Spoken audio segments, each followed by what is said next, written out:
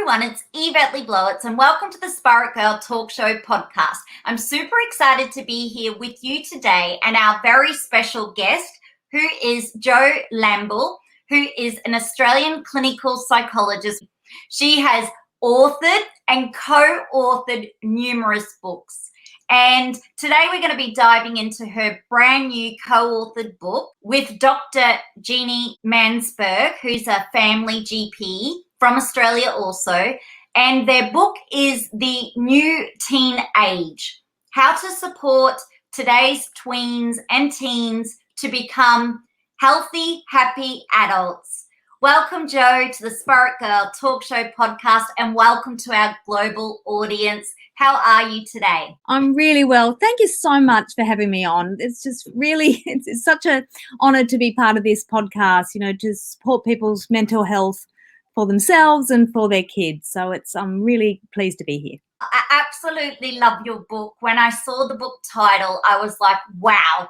Every auntie, every uncle, every family member, mum and dad, we need to grab this book because we're now living in times which is completely different to when I grew up without a mobile phone. I didn't even have a landline phone, and without social media and all of the pressures that teens are under today. But before we dive into your co-authored book, are you happy to tell our audience a little bit about yourself and also what inspired you to want to become a qualified clinical psychologist? I knew when I was about 12 that I wanted to be a psychologist. In fact, I wanted to be a psychiatrist, but then I found out that was 13 years of study and then even more to do after that. So I decided on psychology, which was only 6 years. So that was much easier. My parents really tried to talk me out of it. They said, oh, that would be terrible. That would be so stressful. We don't want you doing that. And when I was on university placement and I was actually knocked unconscious by a client, a patient in hospital, sadly, because they were in a terrible state, my parents said, see, this is why we didn't want you to do it. Now, that's a very unusual thing. It has been an absolute privilege to be a psychologist for over 30 years now, because it's amazing that people trust you with their innermost thoughts and feelings. It's such a good, wonderful feeling for me, and hopefully I can help them, though I do really cringe at some of the advice I gave 30 years ago. I think, oh my gosh, when I had hardly any experience straight out of uni, that those poor people. So apologies for anyone if they happen to be listening. I'm also a mum of 2 adult kids who are in their mid-20s, who I'm so glad they didn't have Facebook and TikTok and all these things when they were young teens, because it is so much harder. Yes, screen time was an issue, but Facebook was just starting to take off when they were finishing school, so it's much harder. So I just love the idea of mainly that connection with people. I think that's why I do the job I do, and yeah, I really love it, even though, yes, there've been lots of stressful and draining times, but worth it completely. Jo, you're one of our really, I guess, pioneers as a clinical psychologist in Australia, and you're on numerous shows, you write for numerous publications, and always giving and trying to help save lives and transform lives and help people to feel better, to feel good from within, to see the light again, and give so much to our community. And I just want to thank you because it's an absolute honour. I'm getting goosebumps moment. But it's that absolute honour because right now with your book, there has been so many people reaching out to me asking, how can we support our teenagers? I don't know what to do. I didn't grow up with TikTok. I didn't grow up with Instagram. The level of increases in bullying at school or online, increases of hate, competition, envy, jealousy, the stresses of good marks, the stresses of fitting in and being popular or not is through the roof. What really inspired you and Dr Ginni Mansberg to want to write the New Teen Age book?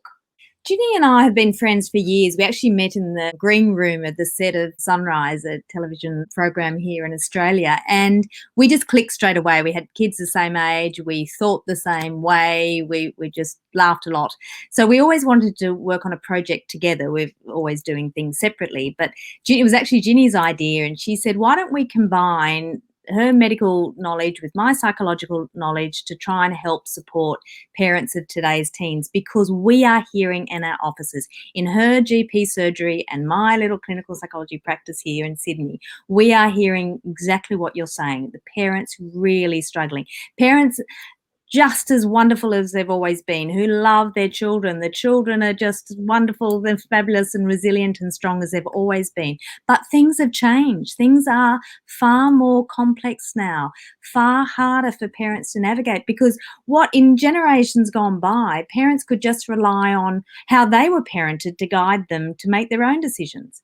But as you say, it's so different now. How we were brought up by just going out after school and coming back when the street lights came on. That was the only rule, and we would be home and we would be safely at home. And if there was any trouble we were having at school, at least we could come home and close the door and say, oh great, now we're just in the bosom of the family and we can just relax. And we had very tight restrictions on, you could just watch certain shows on television if you had one, and for only this amount of time. So it was far simpler, and any bullying didn't come into your home, it didn't come into your bedroom.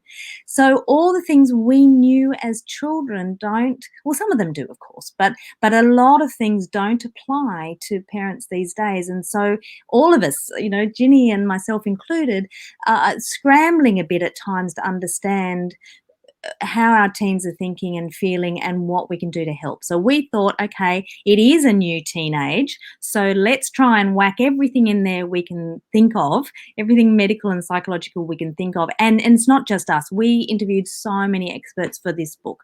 So it's not just our opinion. We went around the world to try and find experts in different areas to get their opinions on what parents can do to help their teens. So, Jo, that's incredible that you also interviewed other experts as well, but also that you are addressing a real concern not only in our Australian community, but globally, where sadly we are losing teenagers or young people, not only in Australia, but globally.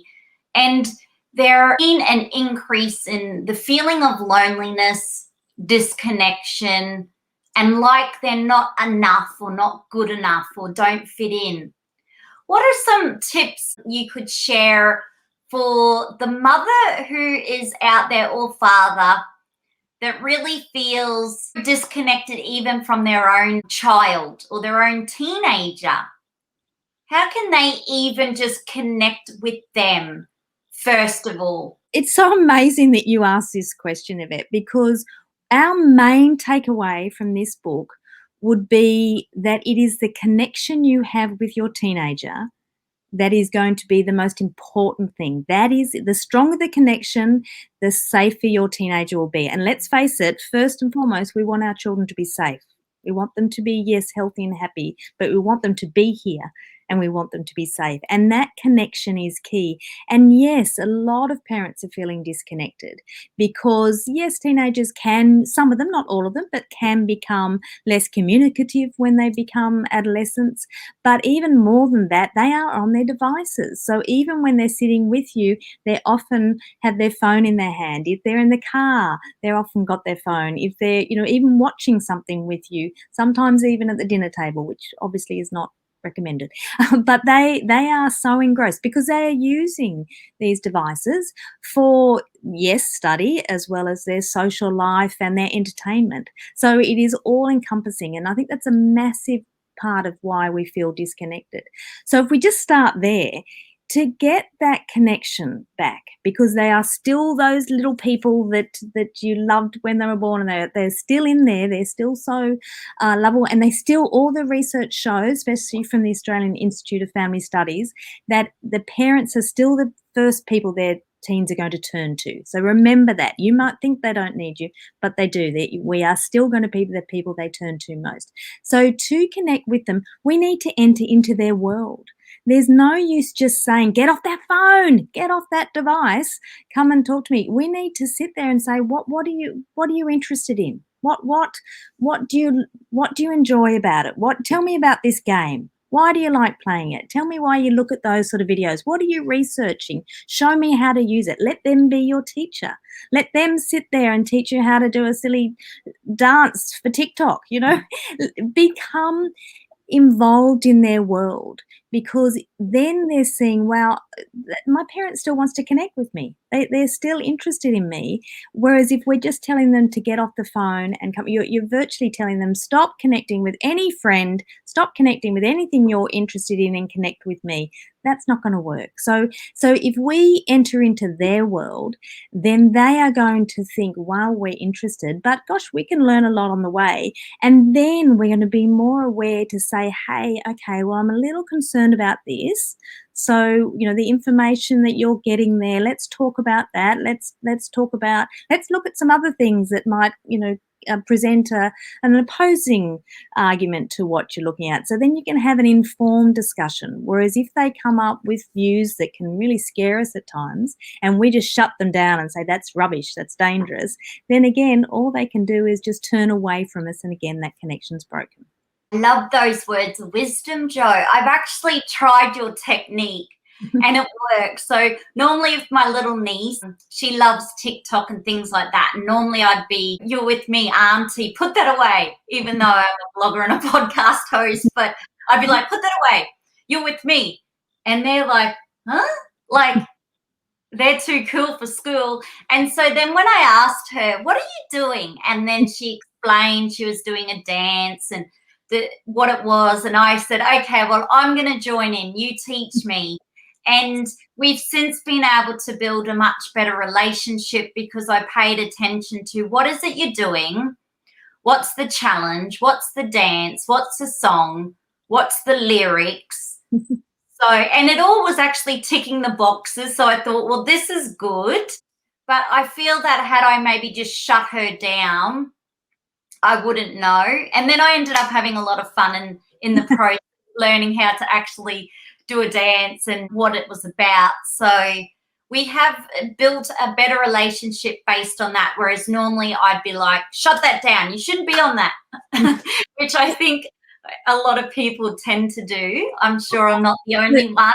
And we totally understand that. Gosh, it's so infuriating. You're thinking, oh, well, can't you just put that down for a minute? So I totally understand why parents find it hard. Gosh, we find it hard ourselves. It's so hard ourselves not to check the text message or an email's come in. So imagine what it's like for them when everything they do is practically online. So yeah, it's not enough. I mean, what a horrifying example. But in September last year, 2020, when a horrible video, which I don't want to describe, was put on TikTok, I think it was, and memos went out to parents and to schools, don't let your child on TikTok or on social media for 24 hours or 48 hours. Now, that can't be our main strategy. It can't be the strategy, just get off it. Because by the time children arrived home and their parents would say, hey, listen, you've got to get off social media, there's something worrying there, a lot of children have already seen it. A lot of children had heard about it. It was too late. It's far more important to talk to them about, look, did you see anything? And can we talk about it? And we're here, and be able to sit with what they've seen, be a place where they can come if they see anything disturbing online. They need to be able to come to you and say, I've seen this. And you want to preempt it with the younger ones to say, you will come across things. And when you do, when you feel uncomfortable, listen to that gut, come and talk to me. Because if we just say, well, that's just terrible, see, this is why you shouldn't be online so much, then where are they going to go? Where are they going to go? Because these things do come up without their control. So again, we need to be that solid rock, that place they can come to, their first port of call when anything worrying comes up. In an ideal world, Jo, I would actually have adult content separate. Yes. Separate, and I'd have only teen content, and I would completely separate. And even sometimes when I go into TikTok, and some of the songs and some of the lyrics, I really feel there needs to be such a greater emphasis on basically feel-good music, positive music, great lyrics. And at the moment, the biggest concern I have is I see that there are teenagers who are bombarded with adult content. And in my opinion, it really would take app owners of the world to do the right thing by humanity and mental health and segregate adult content. And it's only been, I think over the last year now, YouTube has done that, where if you upload a video now, you have to either say, was this created for a child or a teenager or not? So I really hope that, or anyone that works at these companies or any high-flying entrepreneurs take that on board, because that would also help our teenagers instead of being bombarded with adult content. The reality is most kids and teenagers have a mobile phone, but how can we create boundaries in our own home, and how can we as a community really take responsibility, leadership? And if we start doing this in our own homes and with our own kids and communities, we can make a kind of trickling domino effect in a way and really help our teenagers out. Because we can't go backwards, can we? We can't say, right, shut all this down. And I agree with you totally on trying to get the companies to do their social responsibility. There are lots of changes that they could make. But yes, in your own home, I mean, firstly, modelling is just as important as it's ever been. If just like we always say that, you know, you've got to watch how you treat other people because your child is watching. You've got to watch any, you know, prejudices or biases that you're promoting because your child is watching.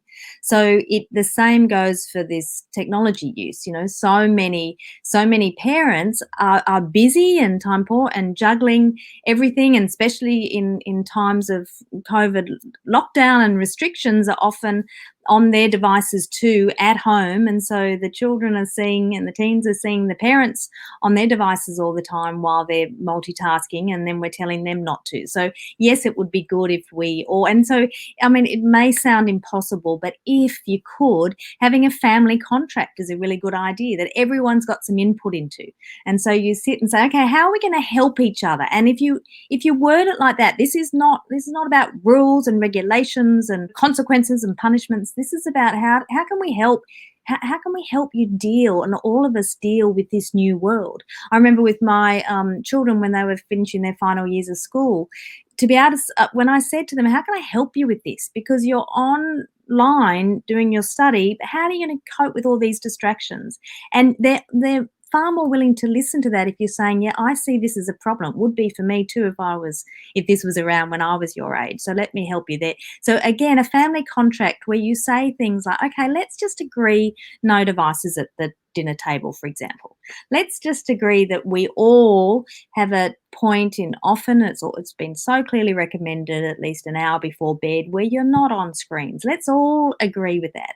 Let's all agree that we are not going to post things without people's permission, and we're not going to post things about our family. We're not going to say anything about our address. We're not going to embarrass people.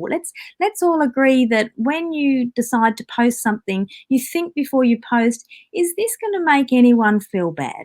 Is this going to, if somebody sees this, it might be you saying how fabulous your life is, or your body is, or you know, your brand new toy. Are other people going to think, oh wow, I'm so glad I saw that because now I feel so much better? Or are they sometimes going to feel a little worse about themselves? Is that going to affect other people's self-esteem? I'm not suggesting that we should all, I'm not talking about just worrying so much about what people think of us, but I'm just thinking about if we could help as a family to agree, let's just think about the greater good, and let's think about if we post compassionate, positive, caring videos and messages, we'll all be doing our little bit to have that trickle-down effect that you've just talked about. There's a lot of online bullying going on. If a mum has a daughter and they're in these kind of chat rooms, should they just get offline when they're getting bullied and take time out and protect themselves? Or should they be the tough kid in the school and stay online and get attacked by the bullies? Look, it's such a huge, huge question, and we've in the book a whole chapter on life online, because this is massive and definitely spoke to so many people about how to manage this. And because remember, our teens do not have a fully developed prefrontal cortex, so we can say as adults, "Wow, okay, if I'm copying all that, I'm just going to step away from it for a while." But they can't. They're worried, because stepping away from it, the person who is hurting them might be in their friendship circle, and if they take themselves out of that, they might fear losing their friendship circle. So it is very complicated, and it does depend on what's going on. If there's threats of violence or abuse, or anything of that worrying nature, that needs to be reported. So again, you want your child to come to you and talk to you about the nature of the bullying, and say, okay, well, that sounds very worrying. So I think the school needs to be notified, and sometimes the police. So how are we going to do it? And involve your teen in discussing, would they like to talk to their year coordinator or the school counsellor or the principal, or would they like you to ring? Would they like you to do it together? So give them options, involve them in that decision making, but make it clear something needs to be done, because this is not okay. If it's more of the more common people leaving someone out, spreading gossip that's not of a threatening nature but terribly upsetting, if it's of that nature, then it's often good to equip them with the skills on how to deal with it. Again, you can say, it's a good recommendation, how about you have some time off social media for a little while, and that just might, even if it's an hour or one evening or one weekend, but yeah, be warned, they're going to find that very hard and they might not want to. But again, telling them to come off, then give them something else to go to. That would be a time to surround them with family and with family friends, and maybe why don't you have a friend over from primary school you haven't seen for ages? Let's do something with a family friends, and remind them of what it was like to be younger and more innocent and not have all these other layers. So give them something else. Just saying, no, just get off that, go and read a book instead, is not going to cut it. But then also teaching them how to deal with them, how to express to those that are hurting them, and possibly just to a couple of friends who are not hurting them, and asking them for their support, and teaching them about the importance of being a responsible bystander, and how to understand that why is this person acting the way they are? Is something going on for them in their life, in their home? What is going on? So you can see, and maybe some role playing of things that, what would they feel comfortable saying back? Would they rather say nothing? Would they rather express how they're feeling? Would they rather give a strong response and maybe a witty retort? Again, you can see it depends on the nature of the bullying, but everything I'm saying involves sitting down with your teen and being able to hear what's going on, trying, and we might be freaking out inside, but on the outside saying, okay, I can hear everything. We can't be more distressed than they are, or more angry than they are, or more frightened than they are. We need to try, as I said, even though we might be really struggling on the inside, to hear what we're hearing is going on for our poor children, but they need to be able to tell us in a safe place, and then we can say, okay, let's work on this together.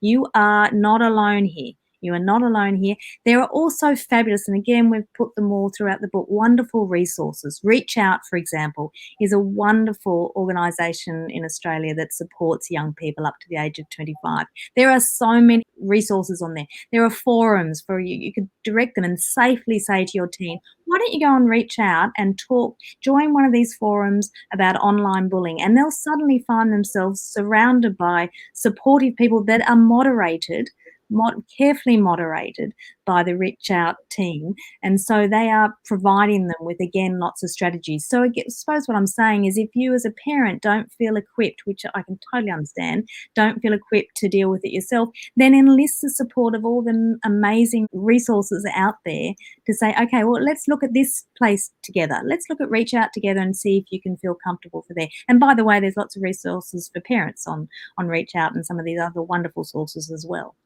It just feels like a full-time job being a parent in the new teen age. Yes. Because I was just thinking, I had none of that when I grew up at school. We got taught if you didn't have anything nice to say, don't say anything at all.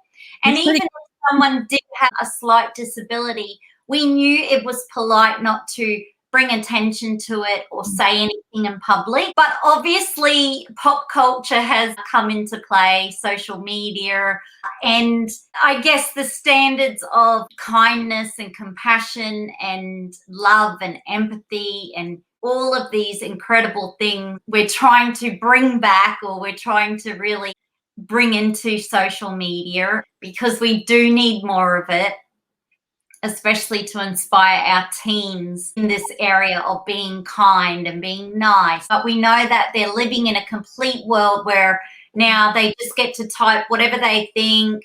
They can be mean because they're not actually seeing the person's reaction, the facial.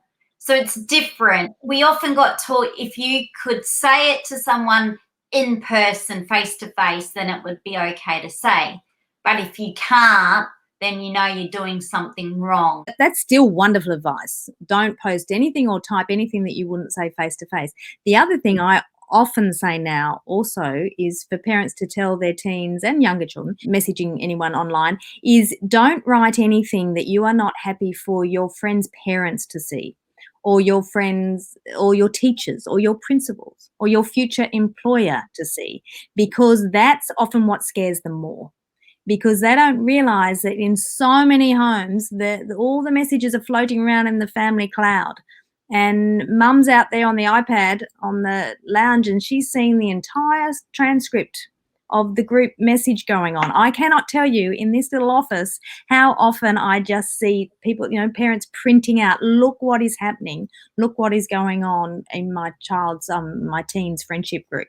So, and that's what scares them. If you can tell your teenager, hey, you think you're just sending that message to that little group or that friend, just know there is somebody often standing right behind them, and that message may end up, as I said, at your school principal's office, or it may end up at the police if it's something threatening. So that often is a good way for them to say, wow, that's scary. The other thing about the future, and I know, again, teens, because of not fully developed brain, they don't think too far into the long term. But if you can find out and think about what really they're passionate about, what they're interested about, say if they've got dreams of playing football for their favorite club, being on stage, or playing some instrument in a wonderful orchestra. If you can say to them, hey, just be aware that that future employer is going to be looking through at all your history, all your footprint, and seeing if there's anything worrying. And again, if you can tap into what their passion is, then sometimes again they can think, oh, okay, because we have to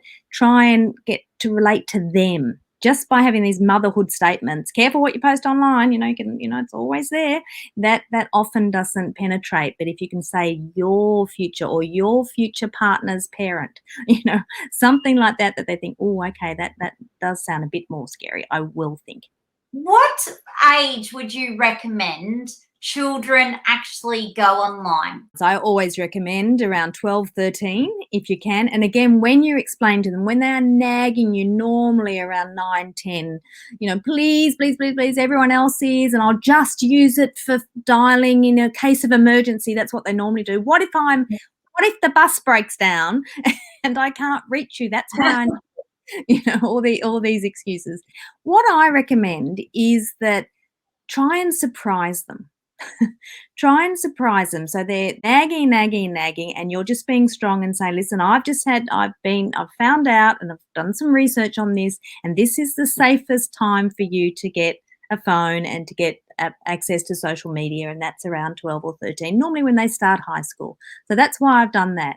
But try not to make it building up to the first day of high school or right on that birthday. Try and do it just a tiny bit before that. So if they're starting school in Australia in the new year in end of January, try and maybe think about doing that late December, something like that. Because often with that element of surprise, I'm only talking about a month or something, that element of surprise, they are just so blown away that, what?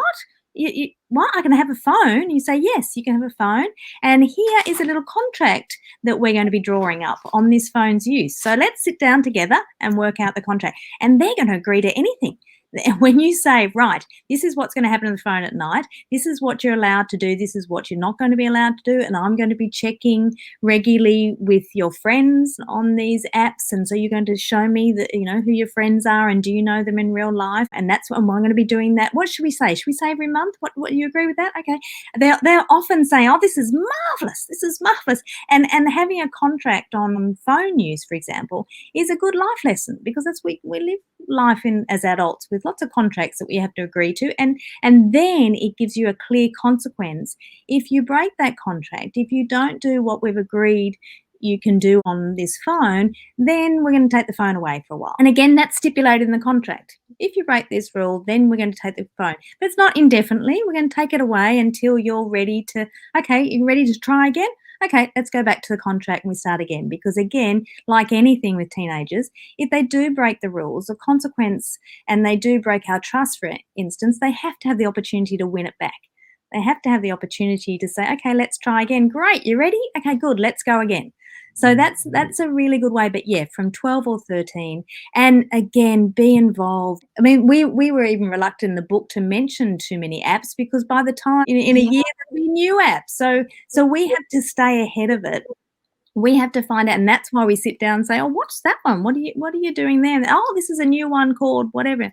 Oh, wow, okay, show me what that is. And again, help them and say, okay, we might need to alter that contract because that one sounds got a few more layers we need to look at. So again, you're working with them to keep them safe. And who's going to be the best teachers? They are, because they're the ones who are exposed to us, so they can teach us, and then together we can keep them safe. That's really incredible. I love that idea with the contract and doing it a little bit earlier. I have seen kids jumping out of their skin knowing that they're getting a phone. Some of these kids have got better phones than I had. I understand that all of the kids I speak to go, oh, I need it in case of emergency. We need phones in case of emergency. And I feel like saying there is no emergency. Can I give a little warning? I only heard this last week for the first time. It was so strange that a client of mine had confiscated their teen's phone because they'd done something inappropriate, or so they'd confiscated it for the week. They said, right, you can have it back next weekend. Anyway, the mum went into the room or something, and the girl was on a phone, and she went and knew it wasn't. What's that phone? And she went, oh, that's just the burner phone. And what it was is the group of teens at school, they had this extra phone, somebody's old parents or somebody's old phone that they got some SIM in it, and they just swapped it around. When anyone's phone was confiscated, they said, okay, well, you can use the burner phone. So, oh my goodness! I've never heard that before. Aren't they? They're so clever. They're so clever. So that's why we've got to be careful that we just don't make these blanket consequences. Right? There's phone. Give me your phone. Give me your phone. Give me your phone, because they're working out their way around it. And it's the same with some of these social media apps. If we just say no, you are not allowed to go on there, they'll go, okay. They'll work their way around it. They'll have a whole often profile on their friend's phone. So they're just waiting to get to school and say, okay, great, now I'm on that app.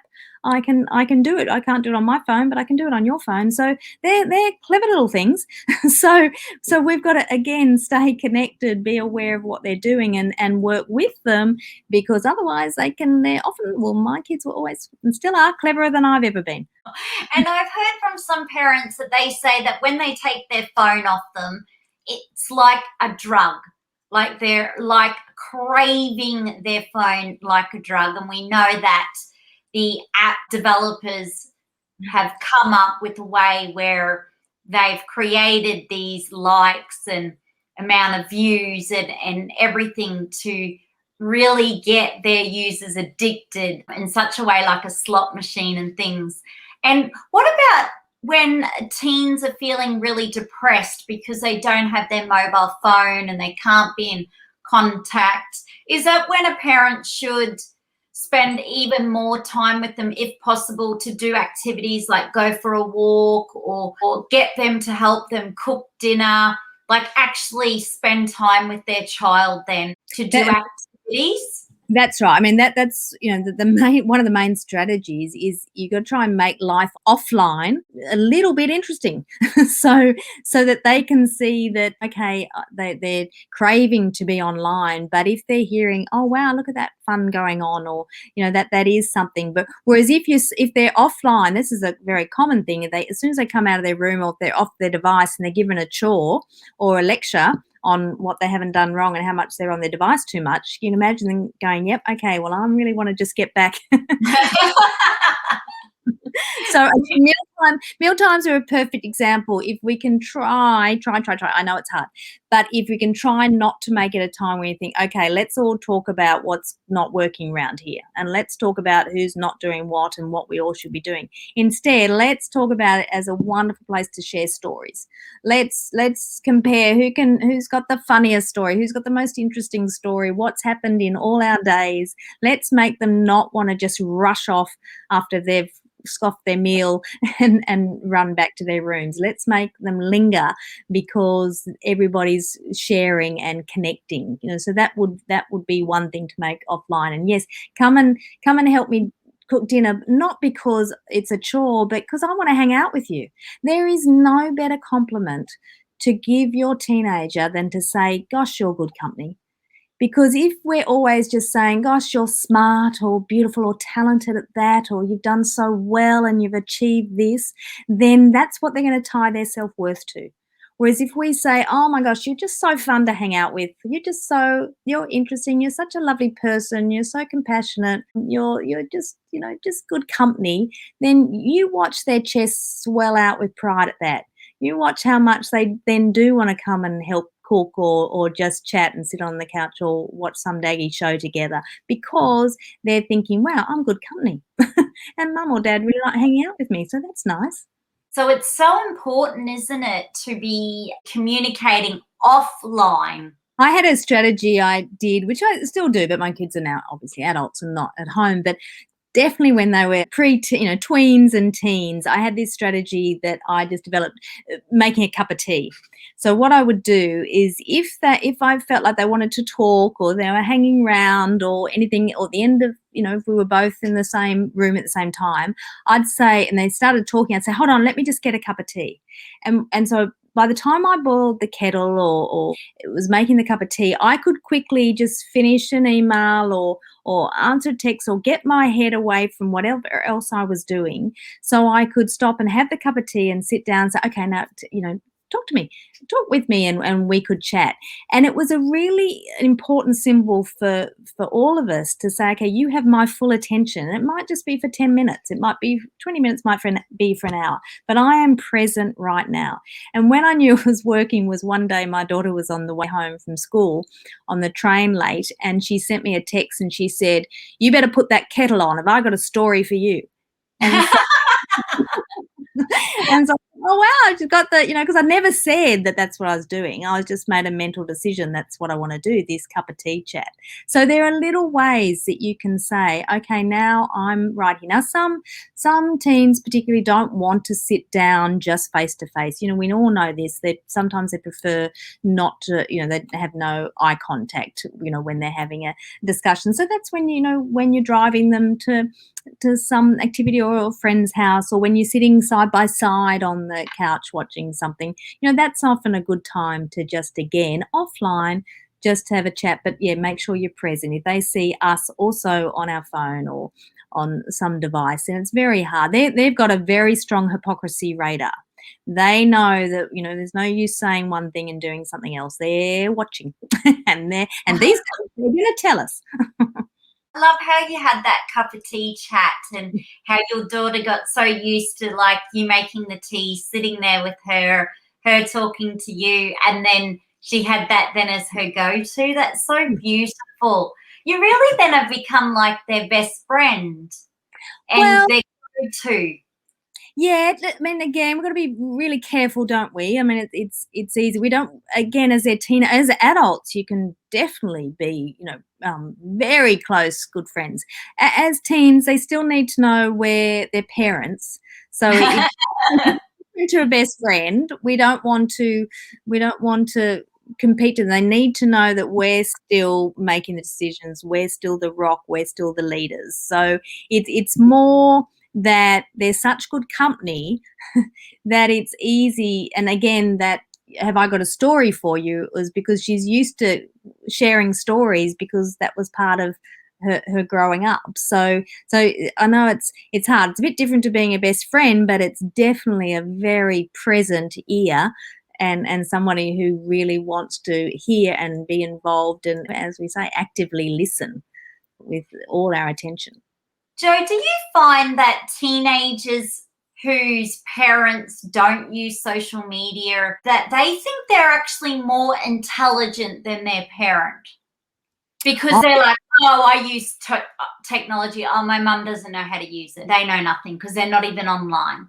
They wouldn't know. Do you find that the parents that go to that extra length to learn the app or what the app does or what's happening, that the child actually responds better? Again, there's so much in that. I think, as I said before, I think it's wonderful when our children can become our teachers. I don't think there's anything wrong with that. That's just new developments. And yes, show me. I have no problem asking my children, hey, I can't, can you help me? How do I send Zoom invitations? That's fine. That's always been the way. That's absolutely fine. Because I often think that teens are a little embarrassed about their parents on social media. A lot of teens say, oh my gosh, old people on Facebook, oh, so embarrassing. what are they posting? So they want it to be their thing to do and not the parents. You're old, you should be. I've heard this too because my little nieces do the same. They're like, Auntie, you cannot be doing a TikTok dance. Oh, you can't wear that online. A couple of educators actually in law in the US who are trying to get placed in law that parents cannot go online and publicize things about their children without their children's permission. And because I think there's a lot of that a lot of parents are online showing photos and because they're proud of their child on that, but the child might not want that. The teenager might not want that. So there's so many elements to all this. I know we're spending a lot of it talking about life online, but in my office, that's often the major concern. That and their mental health and the pressure that teens are feeling today. And again, the research has shown that the teens are feeling really pressured today. They are feeling really pressured to do well at school, to get a job, to be able to buy a home. I mean, how frightening. We didn't think of that as teenagers. Not at all. But they are. And why? We don't know. Again, you talk to the teens, it seems to be internally driven. It's perceived pressure. They're often thinking that they want to do well for their parents, for the school, for their teachers, even if the parents and teachers are saying, hey, no, we just want you to be happy. We want you to be healthy. We want you to have a balanced life. We want you to find your passions and strengths and be a good person that reflects our family values. But that's not what the teens feeling. And I don't know if it's because of all the testing. I don't know if it's because of job insecurity or financial insecurity. Again, with the pandemic, this pressure has just increased phenomenally, but we have to be aware of that. These teens are really feeling the pressure, and our job is to try and take some of that pressure off them. We are going to see a growing trend of, I guess, children who are being used as fame or in skits with their parents. And whilst it might be fun, like there's a difference between a couple of cute little videos, but when you're building the child's brand or utilizing the child in a way where you're growing a following, I think there's going to be some concerns in this area. One is the child's not old enough to make that informed decision, and that's what these law academics are trying to pass some sort of motion to get that change. Secondly, again, we've got to always keep in mind what our children, our young children and our teenagers, what they're tying their self-worth to. And if you tie their self-worth to popularity or likes or fame, then just be careful, because that's how it develops. That's what their self-worth is tied to. So that will remain the case. And so if they are not popular, or if they get some backlash, then they're not going to have the strength, resilience to cope with life.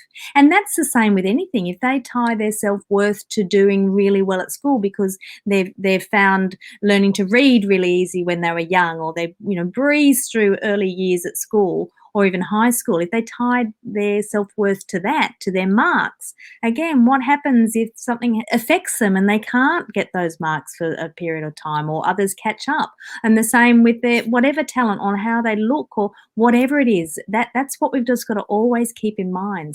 If you can, tie their self-worth to the type of human being they are. If you can, things that will always hold fast: being a wonderful friend, being a passionate person, being somebody who is inclusive, being someone who's open-minded. If they are told that, and that's what's encouraged, and that's what's praised and reinforced, then that's going to give them the resilience and the strength to take on whatever challenges happen in life. I'm just so grateful I didn't get used as a young kid as an actress or an actor. During COVID-19, the workload for all psychologists has gone through the roof. You've written a lot of books. You give so much. You're always helping people, clients. And at the moment where Sydney's in a lockdown, we've had other places like Brisbane, Townsville, WA.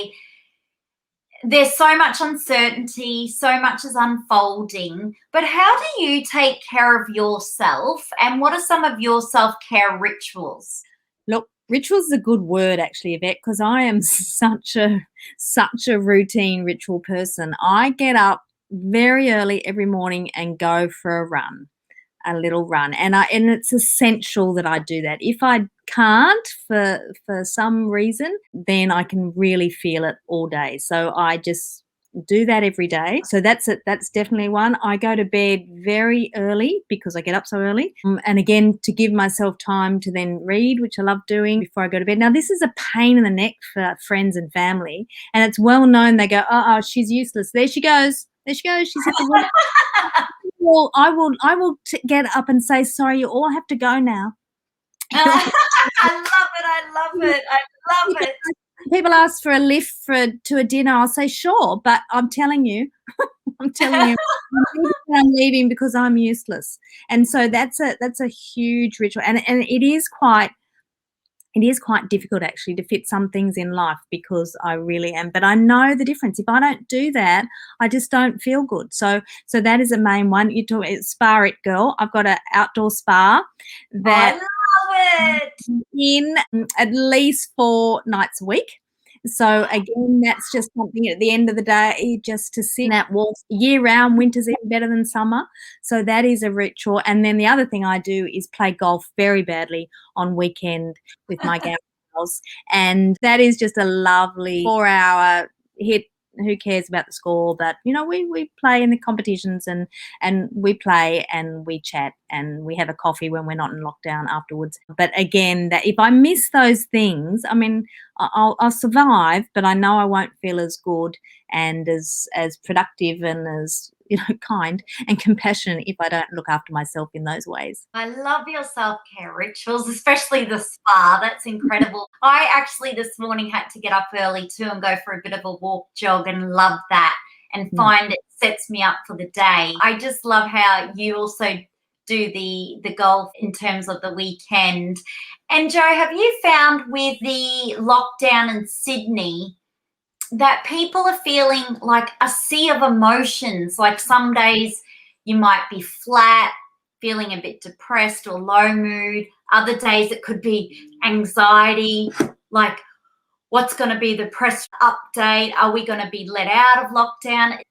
It's quite normal, isn't it, to feel a sea of different emotions, whether you're a teenager or an adult? Yeah, absolutely. And we need to feel those emotions, and we need to ride through them. And this has been talked about by so many people for so long, that if we try and just push them down and say, no, I can't feel that, or if we just try not to express it, it makes it worse. So I always call it the stub toe analogy. If you stub your toe what do?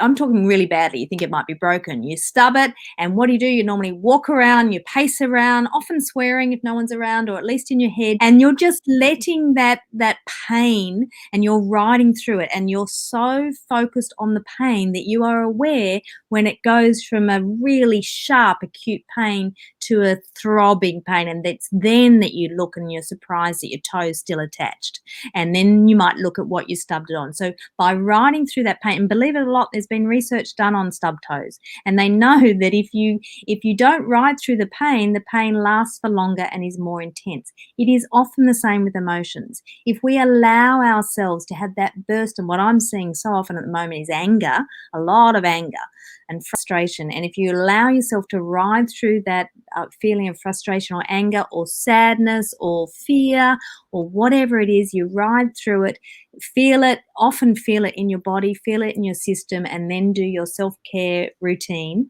and you look after yourself. We feel better having ridden through that wave of emotion. But yes, there are so many waves of emotion to ride through at the moment. Would you recommend for people with teenagers, or just in general, sleep is so important? I love how it's one of your self-care rituals, and all the science and neuroscience backs how important it is for our mental health and our brain health. I found during lockdown, or in general, if I stick to a routine, going to bed the same time, waking up the same time, and trying to stay routine, that really helped. But the moment I decided, I'm just working from home, or I'm in lockdown, and didn't stick to my routine and stayed up later one night or the next night, that it really did affect my energy levels during the day. So is it best, would you believe, to just stick to that routine that you had as a family or as a person to try and create stability? Without doubt, the first chapter in our book is sleep, and Ginny is just the wonderful expert on sleep. And yeah, you've got to start, especially teens. They are not getting enough sleep. They are just not. They are, with all their online activity, but also all their extracurricular activity, they are running here and there and then trying to study and have a social life. So they are not getting enough sleep. And if we're not getting enough sleep, I mean, teenagers need, 9 or 10 hours a night. A lot of people think that no, they don't. They're teens, they're nearly adults. They only need 7 or 8. That's not enough. And so then everything, their mood, their ability to function, their skin, their health, everything is going to be impacted by that, just for them and for us. So yes, start with sleep. And so we can't normally sleep if we don't follow a routine. You've got to have a sleep routine, bit winding down at the end of the night. You've got to have some sort of exercise on most days in order for our bodies to be able to sleep at night. We've got to know what to do with the light. All these things we've got to, what we're putting into our bodies, all of these things are going to impact sleep, and sleep in turn is going to impact absolutely everything. So yes, if there was one thing everybody could do to help themselves with their self-care, is work on getting enough sleep. I just love how you've got that in the book as well, and it's one of your own self-care rituals. Now, Jo, I could talk to you forever. It is a talk show, but I have to actually wrap it up and say thank you again for sharing your book, The New Teenage. Big shout out to your co-author, Dr Ginni Mansberg, who also is from Australia and a GP and really passionate about helping our tweens and our teens and also parents. So how's the best way to stay in touch with you now, Jo, after this podcast show? People can email me at jolamble.com. Well, we'll say goodbye to you, Jo. Thank you again for all that you do and all that you are. Your experience and knowledge, your passion for helping our teens in this really pressure cooker world. And it really is the new teenage. Your title is just so gripping and so profound and so timely, but it truly is the new teenage. And congratulations again on your book. And I know it's going to help so many people right around the world. So thank you, Jo. Thanks, Yvette. So we'll say goodbye to Jo Lamble. And I just want to say from the bottom of my heart, thank you for being part of the SPAITGIRL podcast show. And thank you for taking an interest in your life. people with you and around you. Be sure to subscribe, to leave a rating and review, and to tell someone you love to. And together, let's feel good from within.